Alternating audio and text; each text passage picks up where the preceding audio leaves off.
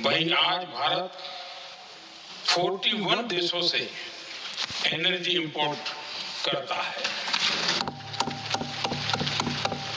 अध्यक्ष जी, बीते दशक में भारत ने संकट के ऐसे ही समय के लिए कच्चे तेल के भंडारण को भी प्राथमिकता दी है। आज भारत के पास 53 लाख मीट्रिक टन से अधिक का स्ट्रेटेजिक पेट्रोलियम रिजर्व है और 65 लाख मीट्रिक टन से अधिक के रिजर्व की व्यवस्था पर देश काम कर रहा है। हमारी तेल कंपनियों के पास जो रिजर्व रहता है वो अलग है। बीते 11 वर्षों में हमारी रिफाइनिंग कैपेसिटी में भी उल्लेखनीय वृद्धि हुई है। अध्यक्ष जी, सरकार अलग अलग देशों के सप्लायर्स के साथ भी लगातार संपर्क में है। प्रयास ये है कि जहां से संभव हो वहां से तेल और गैस की सप्लाई होती रहे। भारत सरकार गल्फ और आसपास के शिपिंग रूट पर निरंतर नजर बनाए हुए है। हमारा प्रयास है कि तेल हो, गैस हो, फर्टिलाइजर हो, ऐसे हर जरूरी सामान से जुड़े जहाज भारत तक सुरक्षित पहुंचे। हम अपने सभी वैश्विक सहयोगियों के साथ निरंतर संवाद कर रहे हैं ताकि हमारे मैरीटाइम कॉरिडोर सुरक्षित रहे। ऐसे प्रयासों के कारण बीते दिनों हॉर्मुज स्ट्रेट में फंसे हमारे कई जहाज भारत आए भी हैं। अध्यक्ष जी, संकट के इस समय में देश की एक और तैयारी भी बहुत काम आ रही है। पिछले 10-11 साल में इथेनॉल के उत्पादन और उसकी ब्लेंडिंग पर अभूतपूर्व काम हुआ है। एक दशक पहले तक देश में सिर्फ 1-1.5% इथेनॉल ब्लेंडिंग कैपेसिटी थी। आज हम पेट्रोल में 20% इथेनॉल ब्लेंडिंग के करीब पहुंच गए हैं। इसके कारण प्रति वर्ष करीब 4.5 करोड़ बैरल कम ऑयल इंपोर्ट करना पड़ रहा है।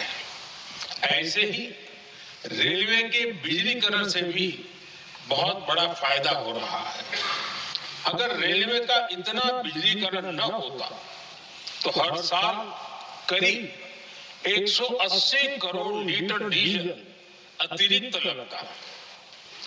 ऐसे ही हमने मेट्रो का नेटवर्क बढ़ाया है। 2014 में जहां देश में मेट्रो नेटवर्क 250 किलोमीटर से भी कम था, आज ये बढ़कर करीब 1100 किलोमीटर हो गया है। हमने इलेक्ट्रिक मोबिलिटी पर बहुत अधिक बल दिया। केंद्र सरकार ने राज्यों को 15,000 इलेक्ट्रिक बसें चलाने के लिए दी है। आज जिस स्केल पर वैकल्पिक ईंधन पर काम हो रहा है, उससे भारत का भविष्य और सुरक्षित होगा।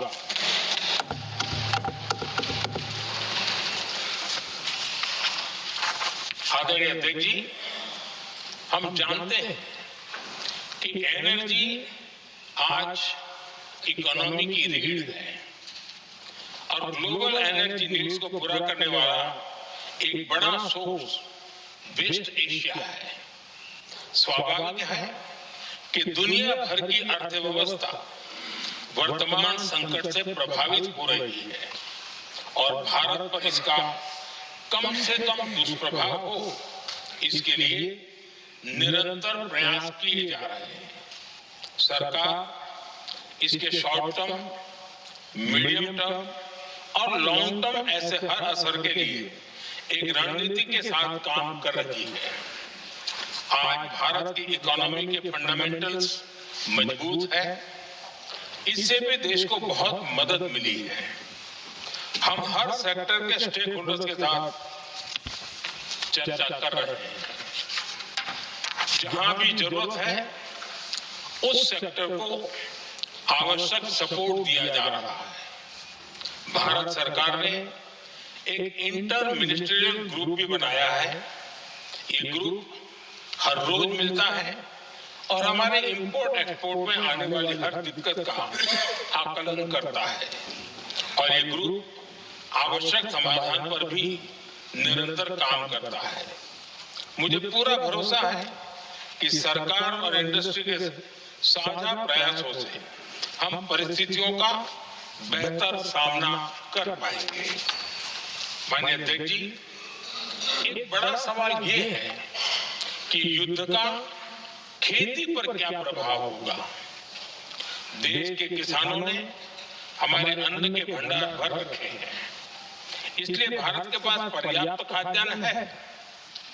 हमारा ये भी प्रयास है कि खरीफ सीजन की ठीक से बुआई हो सके।